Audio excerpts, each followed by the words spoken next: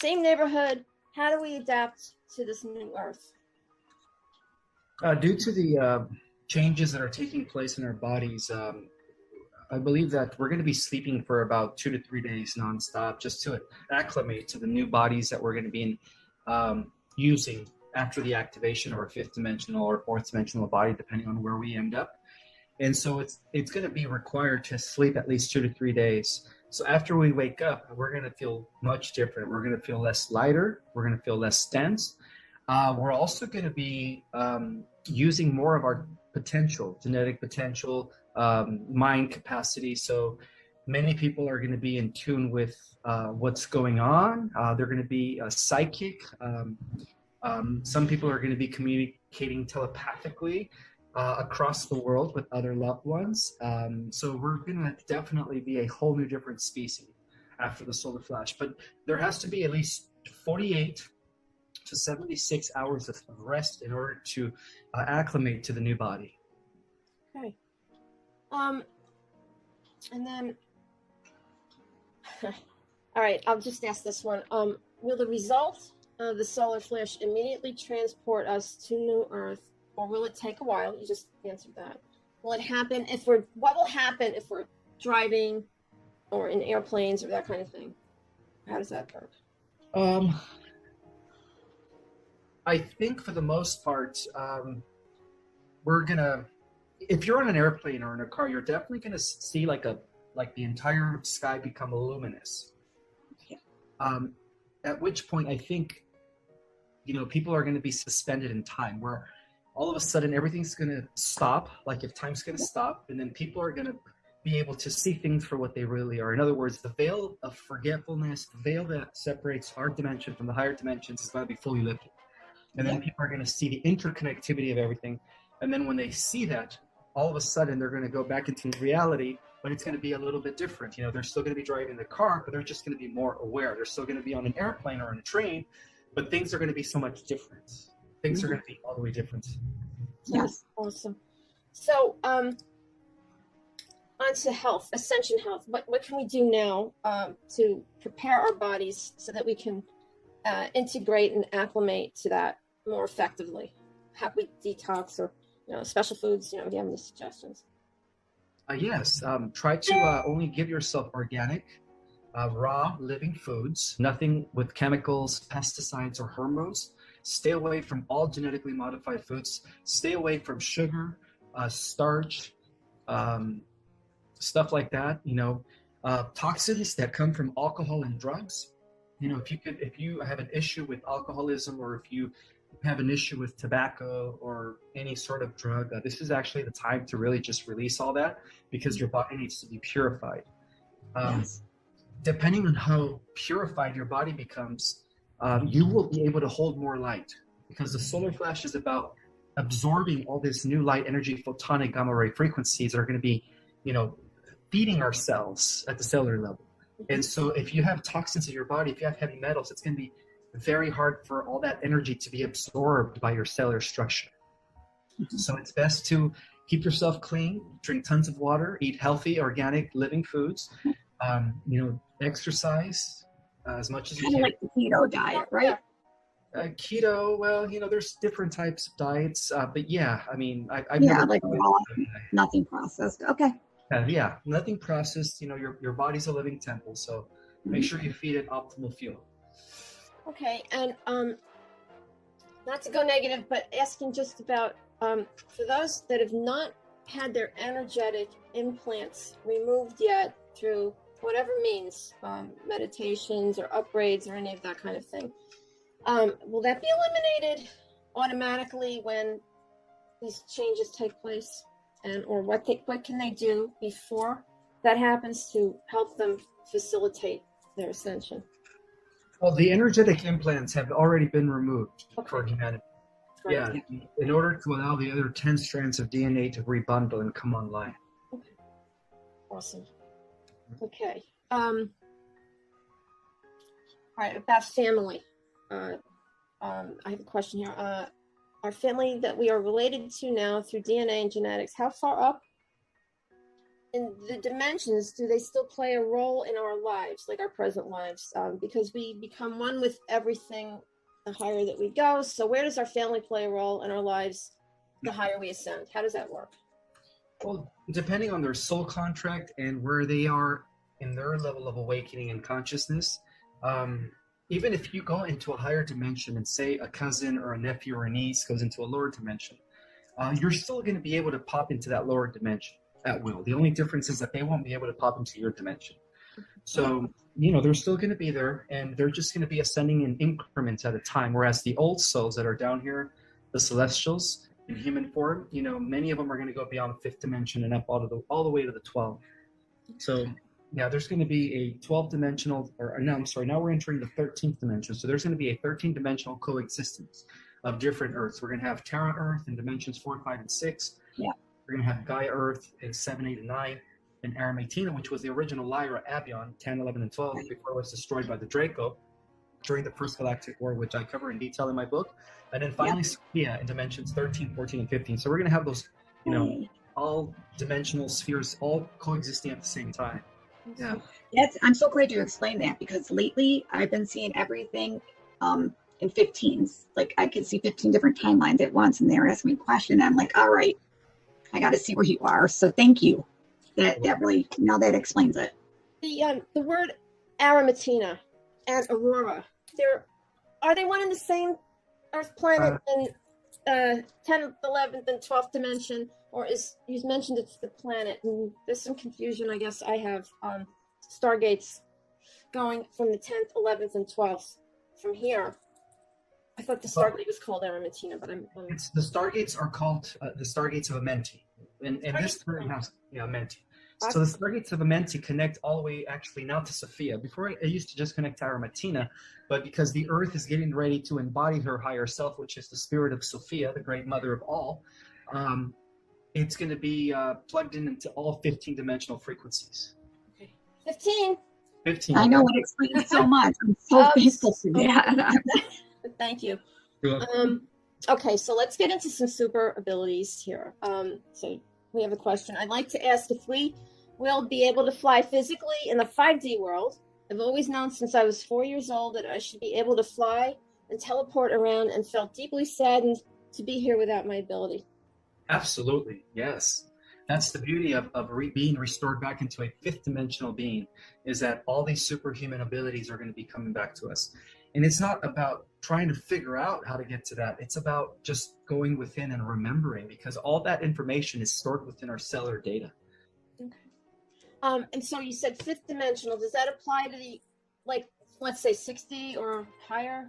How does that, the super soul, the higher you go, right. The higher you go in dimensions, the more abilities you're going to have. So say for instance, a being that's coming from the 10, 11, and 12 dimensions would appear to be even more powerful than the being that's coming from the 7th, 8th, or 9th dimension, and so on and so forth. The most powerful beings in our multiverse are known as the rishis, which are cosmic entities, those that have reunited with everything that is beyond the multiverse.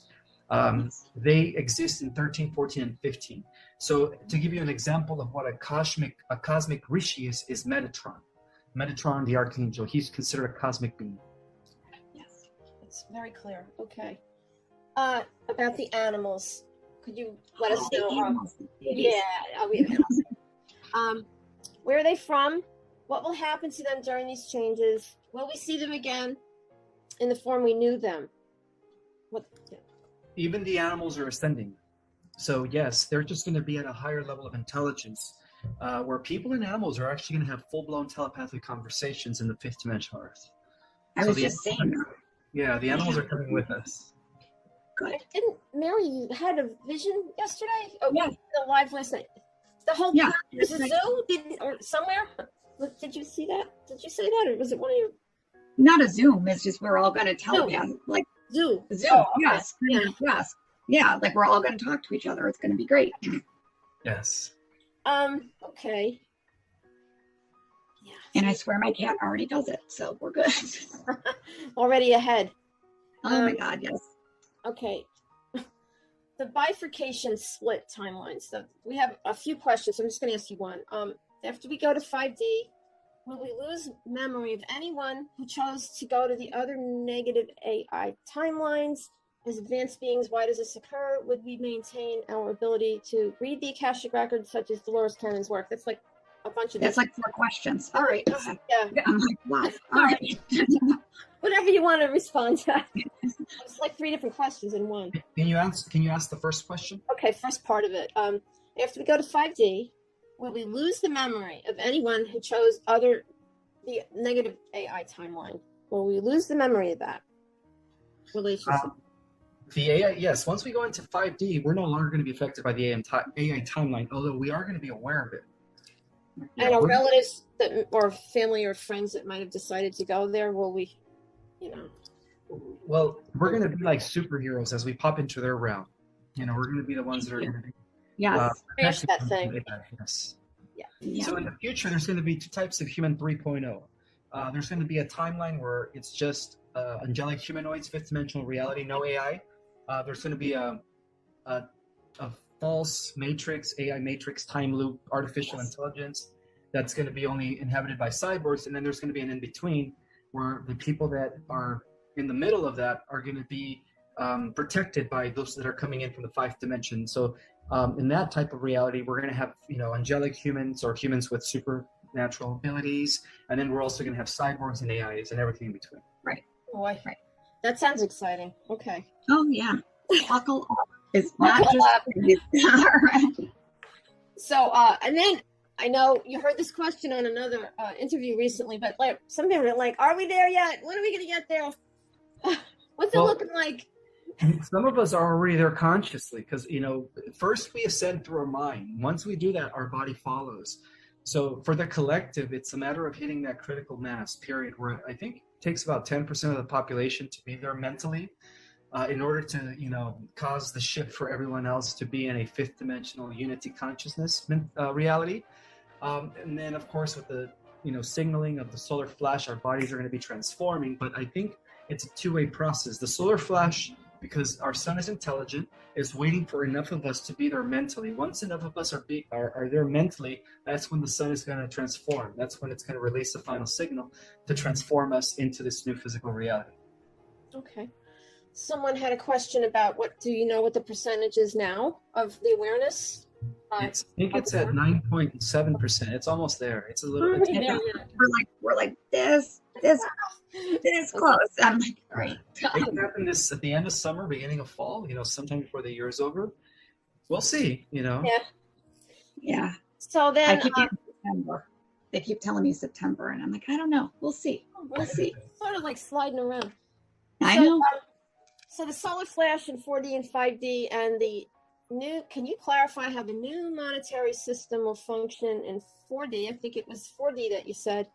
It would be the only 4D thing. It wouldn't be happening in 5D because they're beyond money in 5D or that kind of stuff.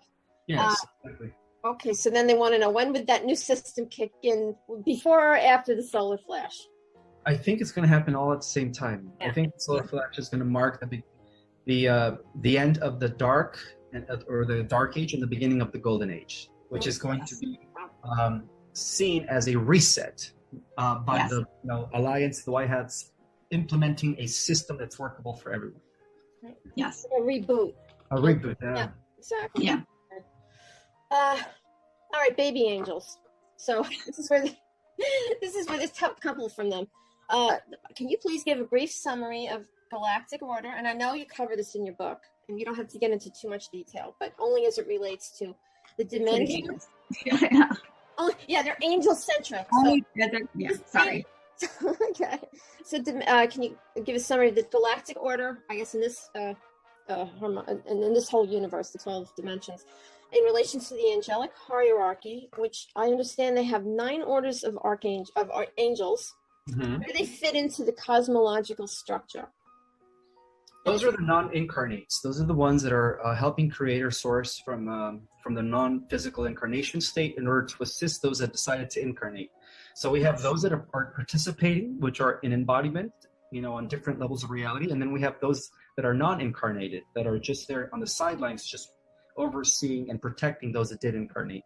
So, we could perceive the galactics as angels because anything beyond the 5th dimensional level of reality to us is angelic, we see, and the higher we go in in dimensions, the more angelic we become, the less dense, the more light. The lower we go in dimensions, the more denser and physical we become. And I describe that in my book as well. I talk about how, technically all matter is just a vibrational frequency of the same light energy spectrum vibrating at different rates. So the higher you go, the more subtle and the more immortal matter becomes, and the lesser you go, the more gross, and dense matter becomes. As to why it feels so solid in this dimension.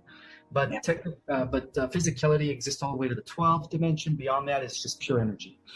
And Go ahead. Okay. So the spiritual hierarchy or celestial administration exists on every level of reality. Within galactic systems, we have what we called the councils of light, that is overseen by the Council of 12. Well, now it's going to be the Council of 13 because we're moving into the 13th cycle.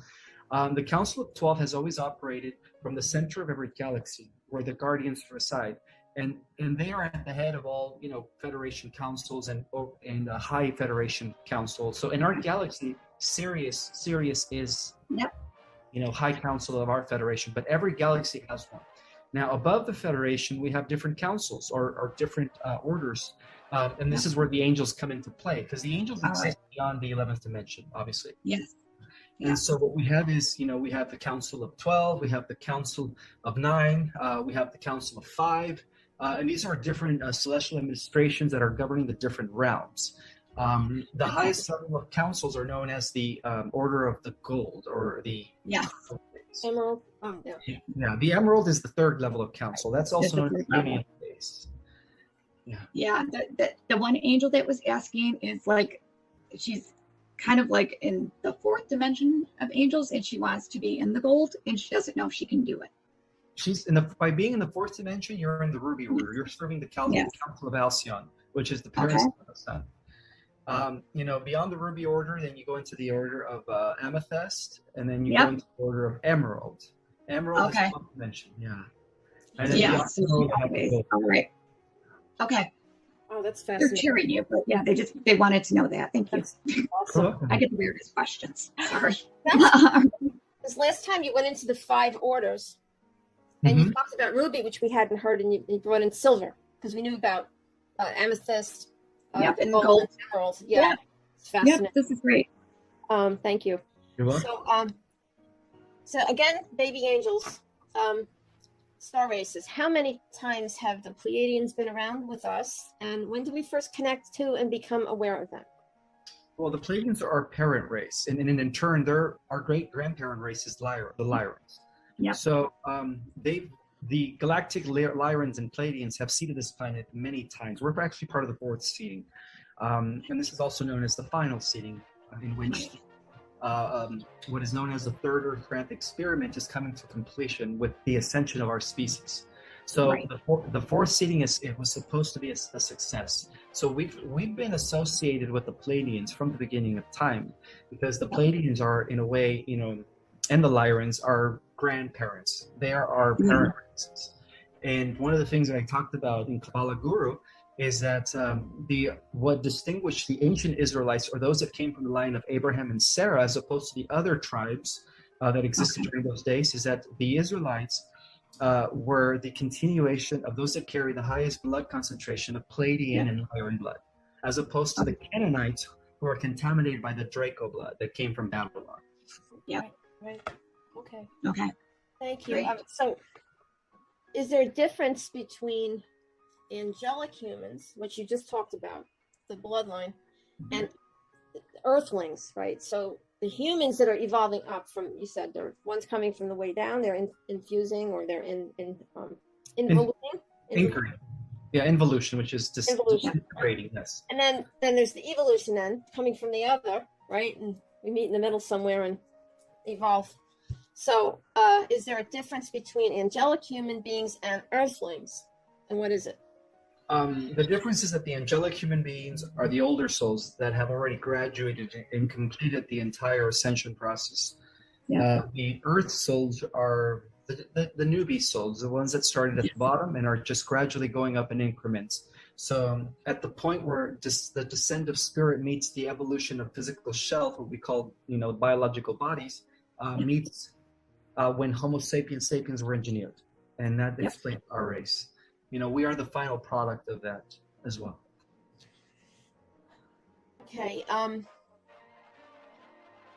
right. Now there's competing opinions. I have two people here asking about Elena Danaan and her take on Enki. So, do you want to comment on that at all? Do you know what her position is? She's, saying that Enki was the, it's opposite, right? Because the tablets were tampered with. Exactly. So, and the thing is, everything we've been taught is wrong, including the translation of the Sumerian tablets. So everyone's under this spell that Enki was the good guy, and I'm getting a lot of negative feedback because I'm speaking the truth. I'm trying to break people away from the program, right? Because that's still part of the program. But the original Elena Danaan was actually murdered and was replaced by a droid. So because Enki did choose to side with the AI god in the Orion, AI timeline, she's pushing the idea that he's good because, in a sense, they want to bring in this AI timeline when Enki makes his appearance, which is now an artificial cyborg. Enki's no longer organic. The original Enki, he was forbidden to go to the outskirts of our universe because the outskirts of the universe was a zone where the AI had already affected many species through these nanites. The nanites are also known as mind eaters, where they literally take over your nervous system and your cerebral in your body, and they just, they overcome you and they eat you from the inside out, and then they make you their host. Well, so that's what ended up happening to Enki. So when he came back, he was already a cyborg. He was no longer organic. And so that's why they've been promoting him as the good guy, because they're really trying to push this AI timeline. So Elena Danaan has been was murdered. Thank you. And was replaced by a droid. So and if you guys don't believe me, just watch her latest videos, or all her videos. It's hard for her to express feelings, and she looks very simple.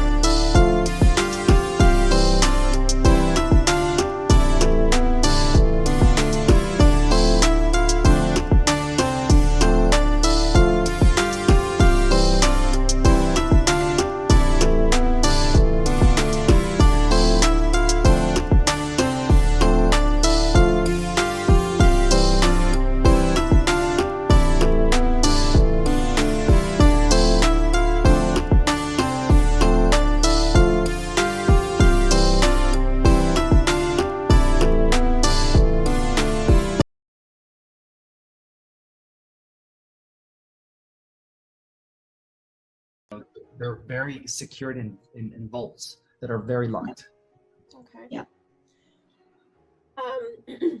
So the book, and then I want to get into some twin flame questions to get toward the end of this. The book.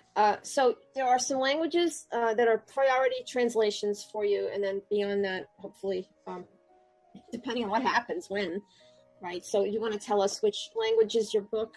I know that you have a few editions coming out and new material, and you want to talk about some of that? Here, just hold up the book. Sure, yeah. I'm going to be doing a second edition where I'm actually going to be correcting all the misspellings and all the different grammar mistakes that the person who I paid to format it in order for it to be accepted by Amazon switched everything around. Yes. The original editor had everything corrected, everything right, but the formatter kind of did it in a way where that person twisted it, misscrambled certain words, and in turn it made me look bad. So, I just wanted to point out that book was edited in its original context, but then later it was modified right before it went into publication. And I think that was deliberately done by a person. It really was. Right? Yeah. Really was. That's what I was told. Yeah, it really was. Because it was such dense information, Mm-hmm. that they wanted to not how can I say it? They wanted to taint it. They wanted to, corrupt it in a way where a lot of the phrases were misplaced. There was a lot of Yes. grammatical Yeah, they errors. wanted to create confusion. Exactly. So I'm going to be doing another edit, and this time before we say yes to the publication, I'm going to actually hire a different formatter who's not a fundamentalist Christian, because the person was a fundamentalist Christian, and I'm sure when she read that manuscript, she said, "Hey, this goes against the Bible. I better mess with it." But again, But that's not true either, the Bible. So we got that too. They don't call that, yeah. I'm going to add another chapter, which is going to be a segue to the next book. Perfect. And that'll be in English, Spanish? In English in September, and then by the end of the year, hopefully the Spanish translation would be available. And then I'm going to work on getting it into Chinese and then other languages eventually. Thank you. Welcome. Okay, so we're going to go right into Twin Flames now. Would we be meeting or reunited with Twin Flames before, after, during the flash or solar flash, and that pertains to the energy of the connection being able to help the Earth? I think they're asking, aren't they more powerful when they're put together in pairs, and can't they help? Absolutely, yeah. Yes, because every twin flame, every starseed that has a twin flame is symbolically representing the union of the cosmic Christ with the cosmic Sophia coming back into balance and integration. And so there's a 3D kind of way of looking at that. Monogamy. Is monogamy preferred or disregarded in the higher dimensions? Monogamy only exists up to the 5th or 6th dimension. Beyond the 6th dimension, as we become a social memory complex, we become part of a collective, at which point, males and females are able to not only just be in one relationship, but to be in multiple relationships, because at that level of reality, they see everyone as one and the same. There is no jealousy. There is no territory, or this is my territory, and all that mentality is squashed. And so beyond the 6th dimensional level of reality, it's more like a plural relationships here. Okay, awesome. And you just, okay. I guess you kind of answered that. Can you explain to the audience why it's important for people to meet up with their twin flames at this time on planet Earth to help raise the vibration? It'll help not only raise the vibration, but it'll also help bring in solar flash faster. Yeah, it brings up the light. Awesome. Yeah. Okay. What can people do to prepare themselves for the reunion with their twin flames? The best way to do it, just stay celibate. And know that the time is coming for you to reunite with your other half. Don't be giving away your sexual energy just to anyone, because for those that wait, even if it happens after the ascension, I guarantee that you will be reunited with your twin flame. So patience is key here for those that haven't yet found their twin flame. Now be patient, and you will be reunited with your twin flame. Yeah, absolutely. Okay, where is your twin flame, and is she also a super soldier in the higher dimensions? I think so. I think she is. Yeah, she's got to be the opposite of me, or my counterpart, She is. Yeah. She's like your Wonder Woman. They're showing me Wonder Woman from the 70s. I'm old. I'm sorry. The invisible plane. I'll take Wonder Woman. That's awesome. Linda Carter, Wonder Woman. Not the new one. Okay. All right. Linda Carter. Are you in communication? This is on a topic of loved ones and guidance. Are you in communication with any of your family members in future Earths or in the future, in the dimensions? Do they help you when you need guidance? I am. I am in constant communication with my Lyran family, and also the Elohim cluster of family known as the Azurites, who work very closely with me. Thank you. And what advice can you give to people here about meditation and intercommunication with our spiritual guidance teams, ancestors, relatives, angelics, ETs, and all beings heretofore in the unemployment line that you referenced? I love that reference. Ask them for help. They haven't been asked enough. What can we do? Part of using our power is commanding and willing and invoking the help of our spiritual family, or our spiritual group that is part of our team, in the other dimension, whether they be spirit guides, ancestors, they're all working together, and they're all waiting for you to invoke them and set the intention for them to do the work for you. That's how powerful we are. Even the archangels are meant to serve us. So Amazing. Yeah. Okay. We have how many more minutes with you, Ishmael? I skipped a bunch of questions just to make sure we we got. have about 18 minutes. Oh, okay. We got a few. We'll go back. Someone had a question about Master Kuan Yin, the Chinese origins. Do you have any knowledge of the Chinese heritage there? They said bloodlines, but I think it was a little bit more spiritual than just the bloodlines. About Master Kuan Yin. Okay. Yeah, Ascended Master Kuan Yin represents the lineage, the angelic lineage that went through China. So the angelic lineage not only came through to us through the Mediterranean or Mesopotamia, but it also went through China and India through Krishna's descendants. So we have the masters of the East, and then we have the masters of the West, the mystics of the West, and the masters of the East that collectively have been guiding and directing the evolution from the higher dimensions, and they are known as the Great White or Light Brotherhood of Sisterhood and Brotherhood. The way, I don't want to call them white because people think it's skin color. The Great Light Brotherhood of both Yes. sisters and the Brothers of Sorrow. Right? That's what they're called. Yep. Yep. That's a great way. Thank you for describing Thank that. you. It's so Yeah. hard. People ask me all the time, and I'm like, I can't explain it. So And it's in his book. Yeah. good. And he has a course. I'm in the course tomorrow night. They'll be talking in detail about Galactic history. course. Yeah. Yeah, I'm going to describe sounds different exciting. types of advanced space age societies, from planetary to cosmic and everything in between. It's just amazing. So take the course by the book. And I know a lot of our questions are, related to details that you will find out. Split. Okay. Ascension in the 144,000. Who will these special people be?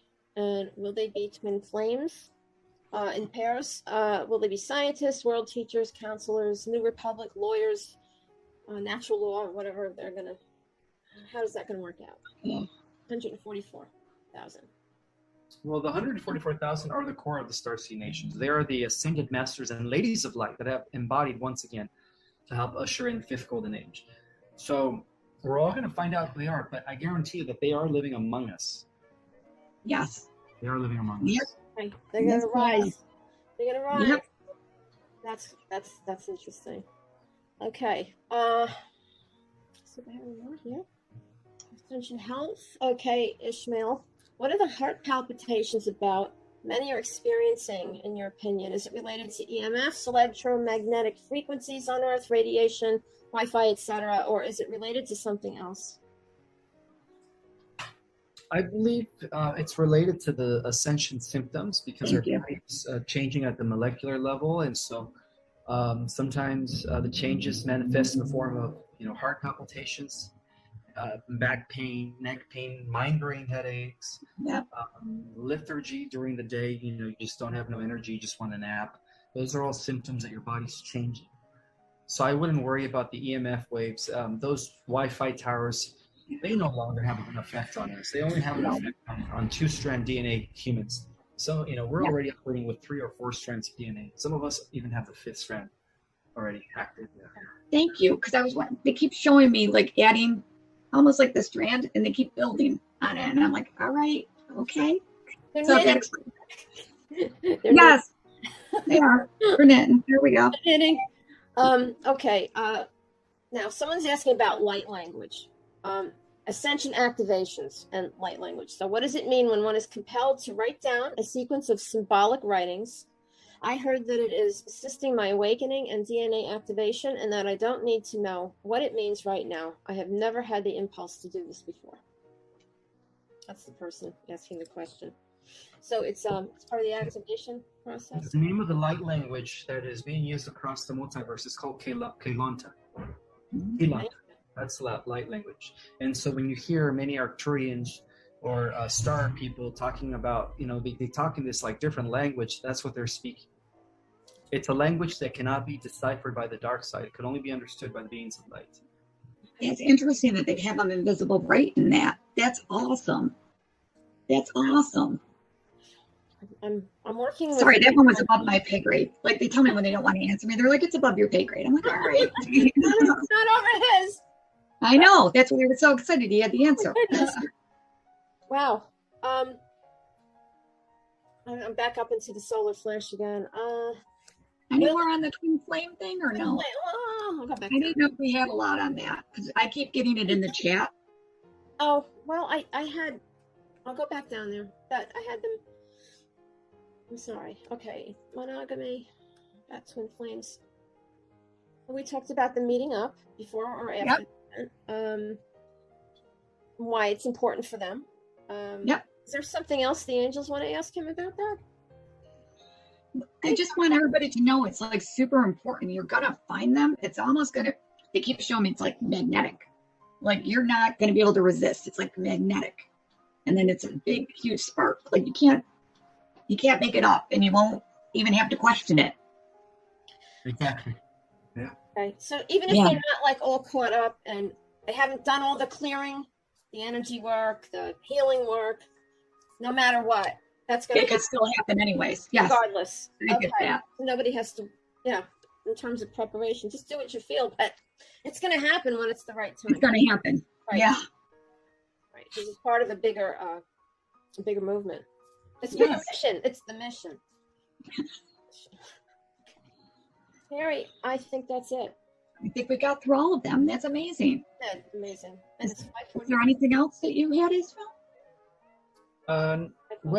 Again, a lot of people are thinking that because I came into the scene like within the last few weeks, and people are confused as to why all of a sudden I'm everywhere. So they are assuming that I'm being promoted by the cabal or that I am a cyborg. Or he's not, you guys. Sorry, I'm just like they had me interject that. So go ahead. But I just want to let people know that I raised a family. I raised a 22-year-old daughter who is now getting her bachelor's at a university as a screenwriter. I'm raising a 16-year-old son who is a junior in high school. I have a terminally ill wife who is battling 4th-stage kidney failure. So I've been managing and balancing everything out. I've been a family man for many years. And when I mentioned that I took 20 years off to become a hermit, I actually did have a job because many people were asking, well, who supported him when he was doing all this research? Well, I worked during the day. When I came home at night, I changed diapers and wrote and did research. And that's all I dedicated my life to, raising my kids and being an instrument of divine, light in order to gather the information that I wrote in my book, Our Cosmic Origin. Yeah. Thank you for sharing that, because that's a side of you we have not heard. Yeah. I'm glad you let everyone know, because, regardless of the typos or whatever, nothing in that book, even though you might have been sabotaged, the line of thought and the heart, if you read that book with your heart and your intuition, you can feel how it's divinity speaking through Ismael. It's his higher self. It's the team. You can tell that it's the real deal. So whether you're reading the edition that's there now or the one that comes later, the information is there, and it's everyone's responsibility, each one of us, to process it and stand up and get ready. Help him, help the mission, help all the light forces that are here. And get it together so we can get to, and it'll happen faster. Everybody's going, are we there yet? Well, are you doing what you need to do to get us there, right? So, really thank you for stepping up like that. Amazing. Yes, thank you so much. And we'll link your book and your classes down with the video too, so people can sign up. Yeah. Thank you. Help. All right. Yeah. Thank you so much for staying with us and being a part again. Thank you. Yeah, you're welcome. Mary, you want me to end? Yeah, that's fine. All right, you guys, hit like and subscribe and let us know. Leave questions. I'm going to end the recording.